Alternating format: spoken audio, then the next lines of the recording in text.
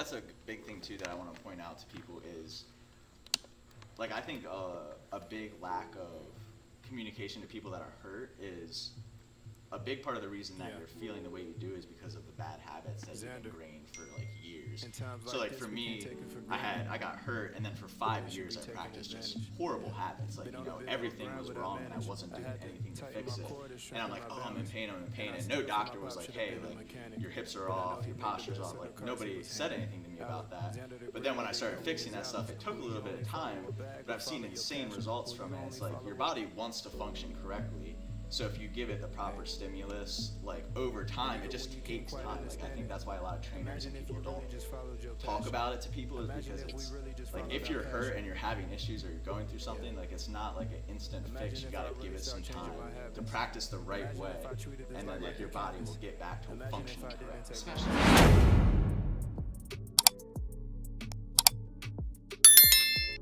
Hey guys, what's going on? It's Jason from MJM Hoops. Welcome back to another video. This is going to be kind of an update from the first video, Never Hurt Again. If you are here and you just want to watch the workout, we'll have it timestamped so you can skip it below. But other than that, I want to kind of give you guys an update of what's been going on since then, kind of how my training has evolved and how my body has been doing with all that stuff. So first off, I think we filmed that back in April. So at the time, I was kind of just getting back into playing again and playing consistently. But since then, the end of April, I played really well at a combine, went out to Mexico in June, played okay out there. I was supposed to have a training camp spot for a team in like the 3rd division in September, and that ended up not panning out. Some of the stuff got canceled because of COVID. So currently right now I'm training to kind of get back into things, to possibly play in a league in Cancun in January. So right now I am doing like 3-a-days. So my training has really upped over the summer. I had never felt like I was quite fully healthy. As most of you guys know, I had 5 knee surgeries. So when I was in Mexico, it was still a little twingy. I just felt like I couldn't quite break through. And then in August, I ended up getting COVID and then had to take like 2 weeks off of training.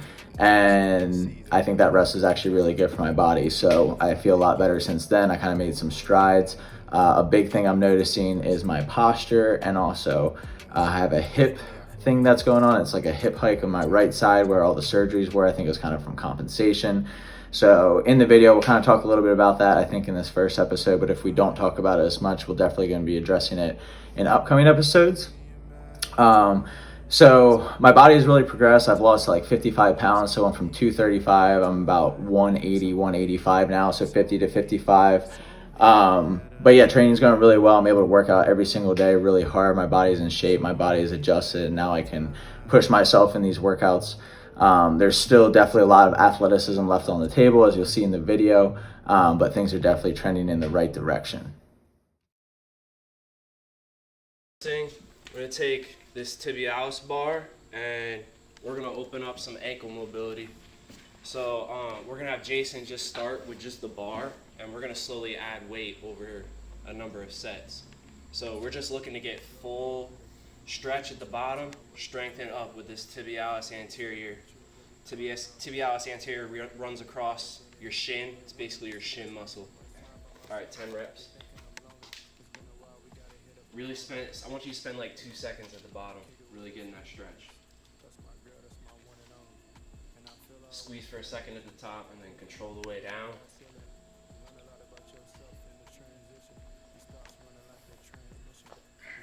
Feel good? Yeah. It feels like it's opening. So basically on a KOT calf raise, we're gonna work bent knee calf raise. So everybody does these straight leg calf raises all the time. When you bend your knee, you actually get more into that lower calf, your soleus muscle. Your soleus muscle's right down here. Gastrocnemius is that regular calf muscle that people talk about, but this needs to get strong too. So the way we do that is we bend the knee until the heel slightly comes off the ground. Simply calf raise up. I'm keeping my entire body in a statue. And we'll start with 10 reps for you, Jason. Okay. So go until your heel slightly comes off, and then from there, that's where you're gonna calf raise. Yep. So I want your whole body to go up. Like, don't just like go up like that. Your whole body comes up with you. So like everything else stays exactly how it was. Yep, good. You'll get a lot of isometric gain from knee over toe too. It's kind of like you get the best of both worlds. That's right, leg's about to start shaking. Good. Come out a little bit further so you can just get more of a straight. Yeah, there you go. Don't want the bench to block it. Good. Too many people neglect this muscle in the weight room. It kind of hasn't come into fruition until Kneesovertoesguy kind of made it popular to train the tibialis anterior. A lot of people crap on it and say like, oh, you don't need that for athletes. The reality is you have to train everything in the weight room. Like, there's not just one magic exercise. You have to get strong in every position, in every muscle. And too many people are picking and choosing one over the other. The reality is you need everything. Yeah. You're kind of like, you're going up like that. I'd rather you, like, you're calf raising your entire body. You see the difference? Mm-hmm. Like, everything's going up, including my hip. Oh, you're saying I should be doing so that. you're Okay, kind of okay, like gotcha, going gotcha, like gotcha. this. It's kind of like your entire body's in a statue. Everything calf is raised So it's up. going up together, gotcha. Yeah. This is a hard movement. A lot of people don't get this right. So. Well, it's probably just super easy to do it incorrectly. Oh yeah. I mean, it is hard too because you're working your VMO isometrically too.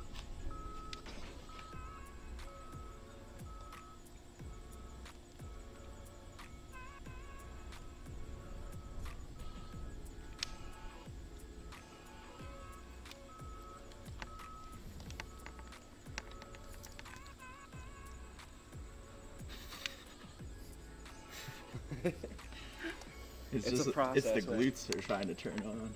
It's a process, man. Like there's a disconnect. Like it feels like when I'm jumping, it feels like when you watch elite jumpers jump, like they look so fluid. Right. And I feel like mine is the opposite. Like it's incredibly like rigid and like there's no like fluidity with it at all. When have you ever been categorized as a jumper? You know what I mean? Like. Yeah, there was a one-time rate in the preseason of my freshman year, right before I got hurt. Like, I was like flying. Like I was in incredible. Like I was running like a 5:30 mile. Like, wow. In insanely good shape. And that was the most athletic I ever was. And then I got hurt like a week after that. Right. But that's like when I was like jumping, like I felt like powerful. Like when I was like leaving the ground, I was like, this feels like it should. You know what I mean? Like no tendonitis, no. But I probably still wasn't a jumper, like I was dunking with one hand. Right. You're probably only jumping off one jump plan. Yeah.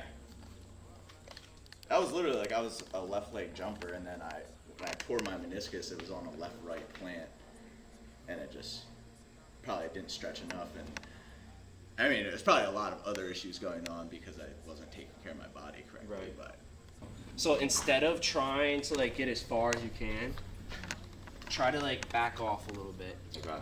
But still, like, I want you to try your best to activate stuff behind there. Yeah. So, I mean, if you kept your legs completely straight, you're kind of more working right here, and you kind of bypass everything back here on a calf raise.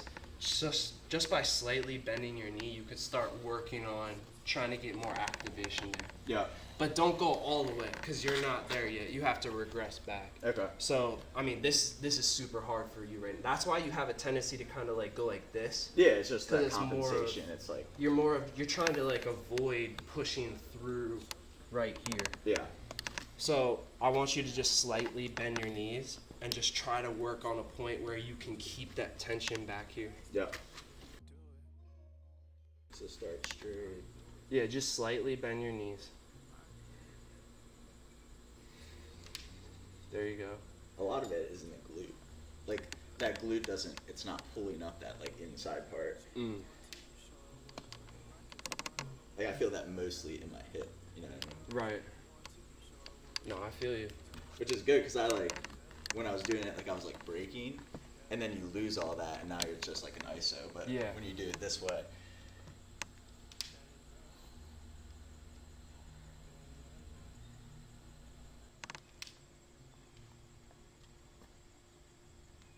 I like that you're controlling it on the way down here. That's definitely major. You're kind of, I'll talk about it next set. The next set we'll do is last set. But you're doing an important thing to think about when you're training. So you're kind of like using more stuff to get up, and then on the way down, you're controlling the eccentric. Yeah. So yeah, I'll talk about that. That's something that might really help on that exercise. Next up. Everything to function properly again. Yeah. Because if your body is functioning correctly, like it's gonna move well. So like something like that in the ankle, like I try not to think of it as more of like it's inflamed, which it probably is, but it's more like it's just not moving correctly, like it's not being activated, and that's probably why it hurts. You have muscles that you haven't activated in like years, just because of the injuries, and then you weren't playing for so long, and you weren't like, there was one point where you gave up basketball basically. Yeah. So I mean, it's gonna be a process of getting stuff turned back on, and like, it's just amazing how far you've come so far. But it's just like you're seeing all these different things in your body. You're like, this is not working right. Can we fix those things? Like, I think you're gonna be honestly probably the best athlete you've been of your life. Yeah, not even close. Well, that's what I've even noticed with like my breathing has been really big with decompressing this whole right side. That's 10. Is like taking like full breaths and activating like this full side of your body. So like I couldn't breathe through like breathing out, like stuff would start to compensate, and then like you figure out, you're like, oh, that's where your weakness is. And then like you said about stuff being asleep, like everything like connected to the spine and like all this stuff was just like sunken in. My posture was terrible. Shoulders were internally rotated, so everything was just off. So just even, you know, like opening up and taking big deep breaths, you'll feel stuff like start to turn on. And you're like, oh my word, like that hasn't been on in a while. No, I know exactly what you mean. This is an important thing to think about in strength training, like, is you are stronger eccentrically than you are concentrically. Eccentrically means the way down on anything, way down on a squat, way down on a RDL, Nordic, whatever. So you're gonna actually you're gonna use what you're strong at on the way up. So you're gonna keep your legs straight on the way up, but on the way down, you're actually gonna bend, and you're gonna keep that eccentric control until you feel that stretch at the bottom. So you're gonna calf raise up, bend your knees, control the way down. And that's how you're gonna do your 10 reps right there. So straight on the way up? Yeah, so keep your legs straight, or mostly straight on the way up, and then on the way down, that's when you're gonna try to bend your knees, and then control that. We're really trying to turn on whatever back here isn't working. Did you feel that? Yeah. Yep. See, just trying to touch that heel to the ground, I feel it like through here and then the back of the hip. So that's super interesting. Yeah, it's like it feels like whatever is connected up here is not used to being like lengthened enough for that heel to touch. Yeah. You know what I mean? Yeah.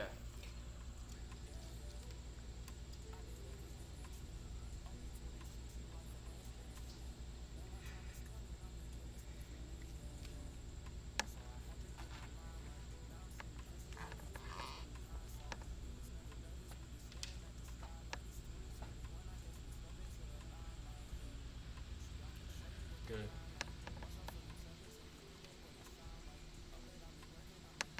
I'd be interested, have you ever done like plantar fascia stretching, stuff like that? I've been looking more into it because I feel like the big toe is a big issue right now. Like especially like I said, because it's not a bunion, but it is rotated in.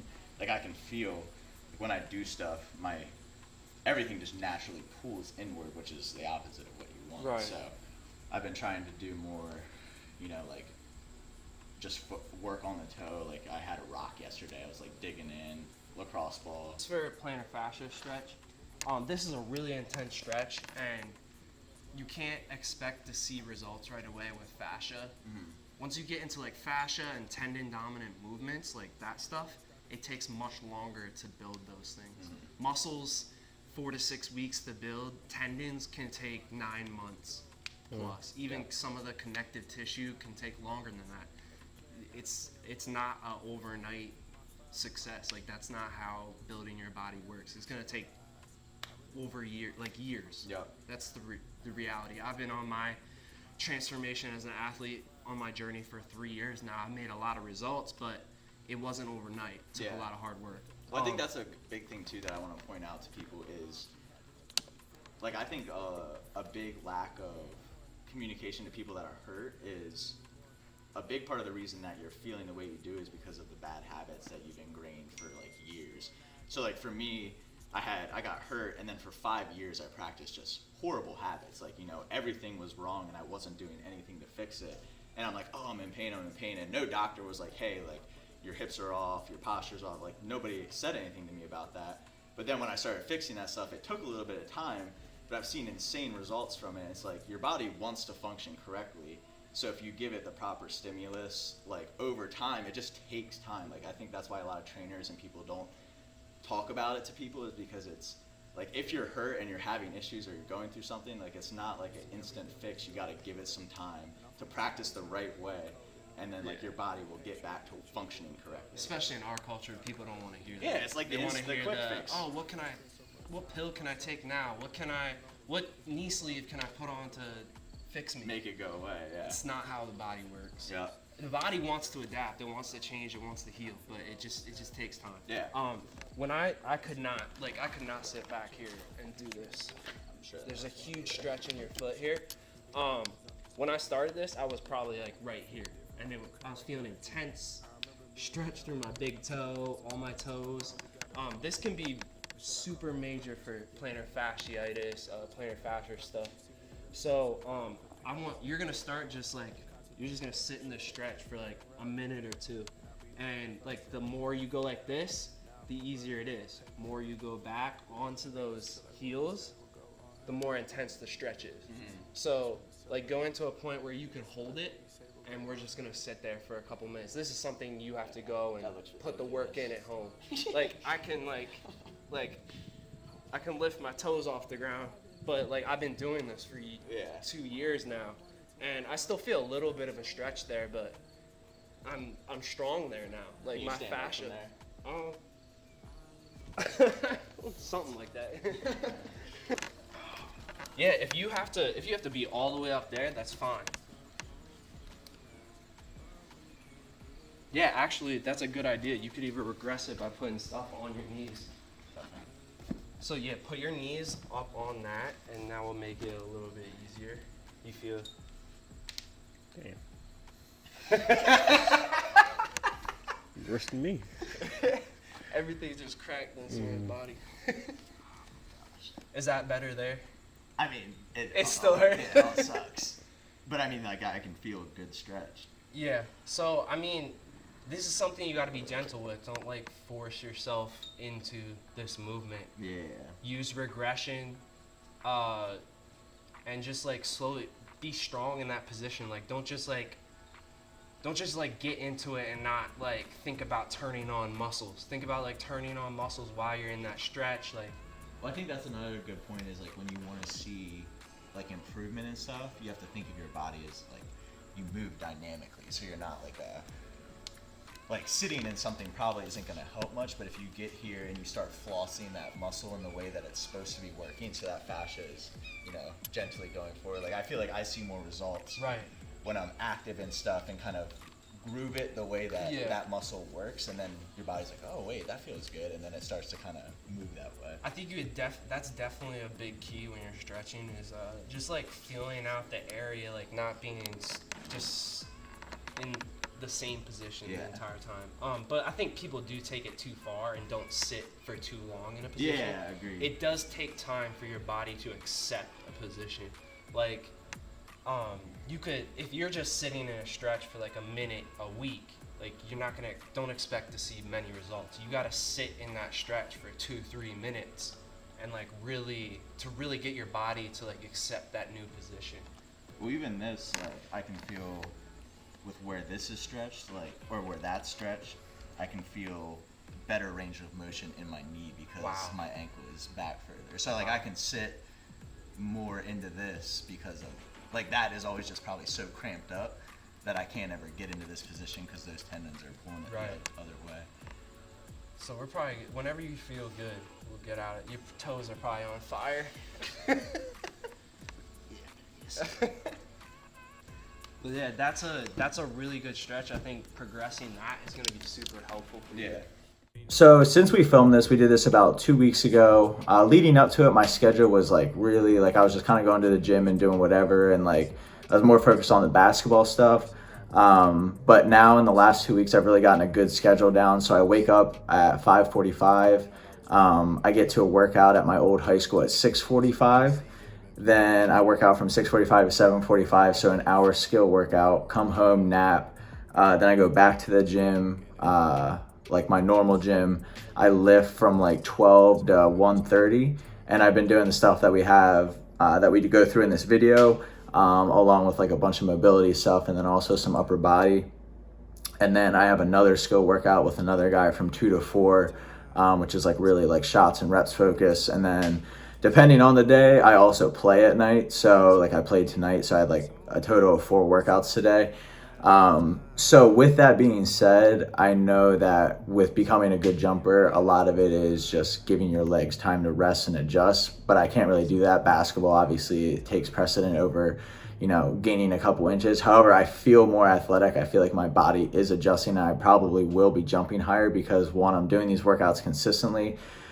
I don't do as much of the jump balance stuff, but I do incorporate into that into my training. So when I'm doing like mic-ins or different stuff like that, which is a lot of the ways that we warm up, we go through some max jumps in the beginning, or jumping off right, left, right, 1 foot, stuff like that. So we get all that stuff in there.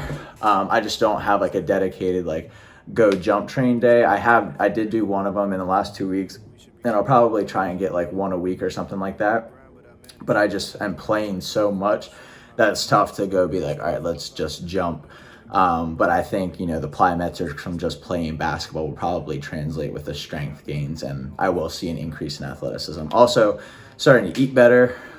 So my diet is really cleaned up in the last 2 weeks. I'm seeing changes in my body, definitely leaning out. I'm gonna up my protein intake a little bit, I think, but, you know, a lot of fruits and veggies, you know, trying to lay off meat a little bit, stuff like that.